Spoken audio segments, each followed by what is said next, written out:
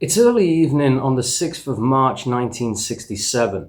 It's the year of the 50th anniversary of the Bolshevik Revolution, and Joseph Stalin's only daughter walks into the American embassy to defect from the USSR. Why did she become, as The Economist wrote, the most sensational defector that the United States has ever attracted? How did the embassy handle the diplomatic time bomb in a race against the clock suddenly thrown at them? Soon you will know a tale that many people don't, and many anecdotes that were some of the real events that made up the Cold War. This is the story of that night.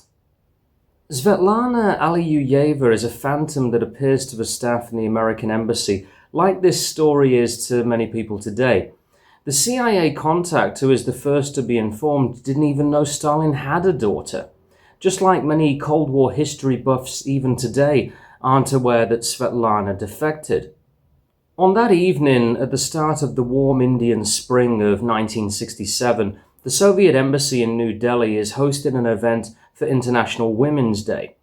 While the staff are occupied and in a good mood, it provides a window of opportunity for Svetlana to take the biggest risk of her life and create one of the biggest diplomatic dilemmas of the decade. The Soviet ambassador, Ivan Benediktov, is following her every move, and now on Monday, it is less than 2 days before she is scheduled to fly back to Moscow on the Wednesday. She hails a taxi for a drive through the Chanakapuri Gardens, adjacent to Nehru Park, that house most of the foreign embassies in New Delhi, and within just a few minutes of the US Embassy on Shantipath Avenue, just a kilometre away. She walks up to the door, but the embassy is closed at this time. The Marine guard at the desk, Danny Wall, asks why she is there, and she replies by showing her Soviet passport and saying that she wishes to defect. She's neatly dressed, but not extravagantly, showing her beauty with grace and her discernible flowing red hair that she inherited from her mother. When she was introduced to Churchill when he visited Stalin during the war, the Prime Minister, never without a memorable quip, exclaimed, "I too was a redhead, but look at me now." Svetlana is 41. She doesn't inform Mr. Wall who she is. She has been married officially 3 times and will leave 2 children behind in the USSR when she defects. She is in New Delhi because her late common-law husband, the Indian Communist Party member Brajesh Singh, tragically passed away 4 months earlier from emphysema, and she came to India to release his ashes into the Ganges. Some days earlier, she had become enthralled in a book written by the US ambassador Chester Bowles, and gets the idea that if she could speak to him personally, maybe he can help her. Soviet citizens are not allowed to marry foreigners, and Svetlana, who will have a total of 5 marriages, was not allowed by the Soviet state to marry Singh when they attempted to get married in the USSR before his death. She can stay for 2 months outside the Soviet Union, but the time has almost ended. Not wishing to go back, she has requested another month's extension on her visa to buy more time to decide what to do, but it has also been denied. Svetlana has always been looking outward, outside the Soviet Union, and her late common-law husband's death and the Soviet state's treatment of them both during this time is a bridge too far. As her father once said to her when the NKVD took the parents away of her beloved school friend, "Sometimes you are forced to go against those you love."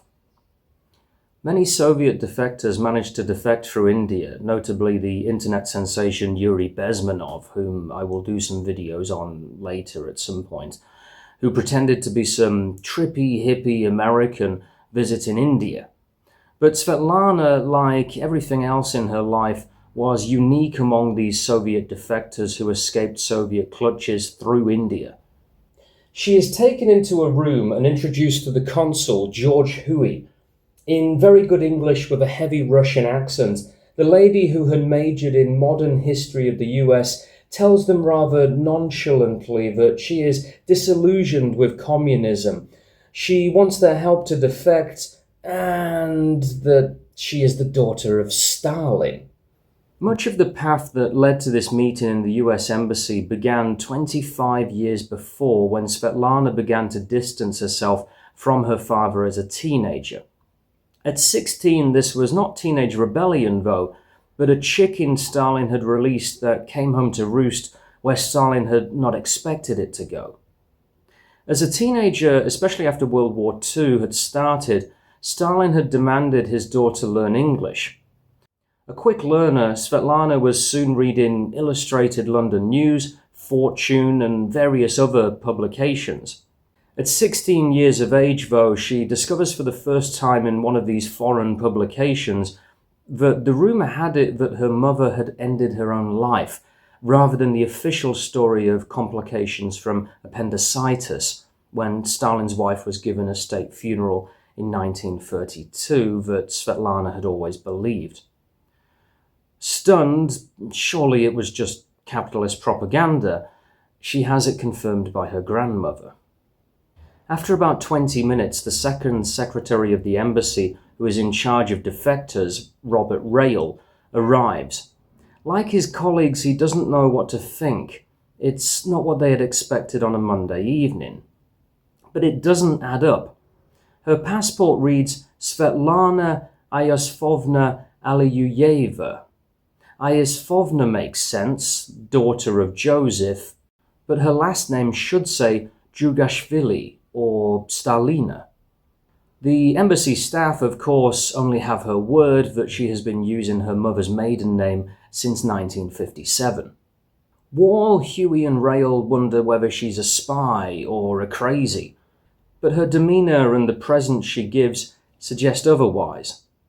Whoever she is someone with some degree of power, as she is in an unprecedented position of being in possession of her passport, something Soviet citizens are not allowed to have when they are abroad and are only given back to them when they board the plane, in order to prevent the very situation now occurring.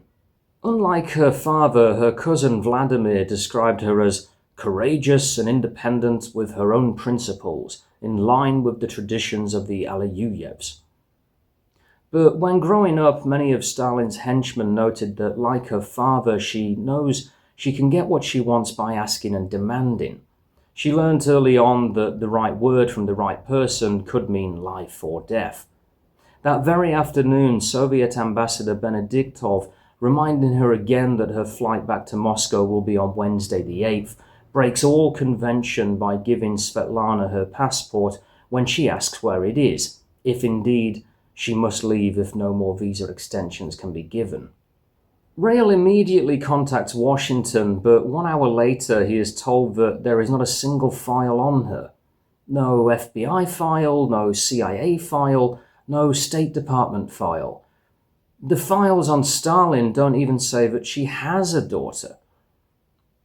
It will only be after waiting a bit longer that a Soviet expert can confirm for them that Stalin did indeed have a daughter, Svetlana, although unlike Stalin's two sons, who had served prominently in the Red Army, little was known about Svetlana, intentionally. The embassy is told that Ambassador Bowles is in bed with an ailment, so his assistant, Richard Celeste, helps. They know that they only have hours before the Soviet embassy realize that she has gone AWOL, implying a very high chance of an attempted defection, and that, with the Indian government's closer relationship to the USSR than the US, it was also likely that there'd be too much pressure for her expulsion. They wouldn't really be able to help her as soon as it's noticed that she's not there anymore. They don't even have enough time to confirm who she is. But Stalin's daughter is Stalin's daughter. She has the manuscript for a book which she has written about growing up in the Kremlin, which she lets Rail read and copy. She says that if they cannot help her, she will have no other option but to make a public appeal. The embassy is left thinking on their feet. It's one thing to turn down the average defector if one cannot confirm who they are, but if she is who she says she is a Soviet-Era Romanov. Svetlana only needs to make the implication that whatever happens, Appearing to not help Stalin's daughter would create an unmatched public outcry in the US. Although never a politician and never a diplomat, she certainly knew how to be one. Although not present at the embassy, Ambassador Bowles tells Rail that asylum and all other questions can wait for another day.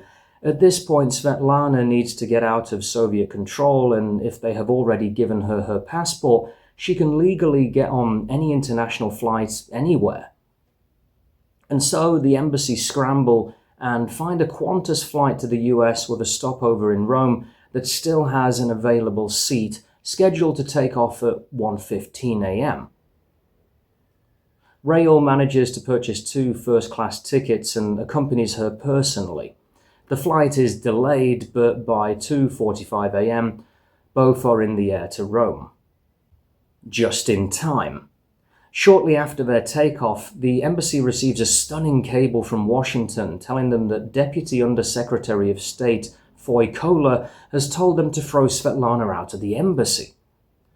Don't give her any help at all. They replied simply with, "You're too late. They've gone. They're already on their way to Rome."